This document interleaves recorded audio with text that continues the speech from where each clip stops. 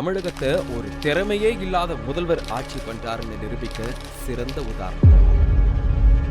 கடந்த சில வருஷமா நம்ம தமிழகம் சுகாதார சீர்கேட்டுல முதலிடத்துல இருக்கு. குறிப்பா தமிழகத்தோட முதன்மையான மாவட்டத்துல ஒண்ணு மதுரை.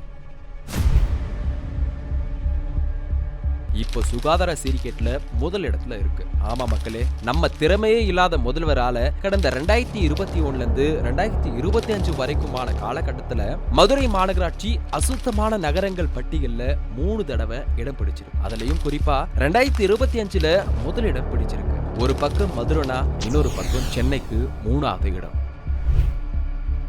இதுக்கு பேர் தான் நிர்வாக திறனா ஸ்டாலின். பொம்மை முதல்வரோட ஆட்சியில தமிழகம் அசுத்தமான நகரங்கள் பட்டியல்ல முதலிடம் விருது வாங்கிட்டு இருக்கு. ஆனா எடப்பாடியார் அவர்களின் ஆட்சியில அப்படி இல்லை.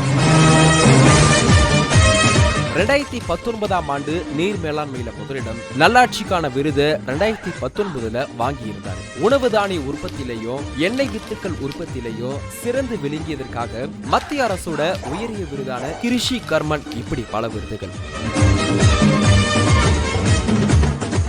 ஆனா இப்ப ஸ்டாலின் ஆட்சியில என்னத்த சொல்ல.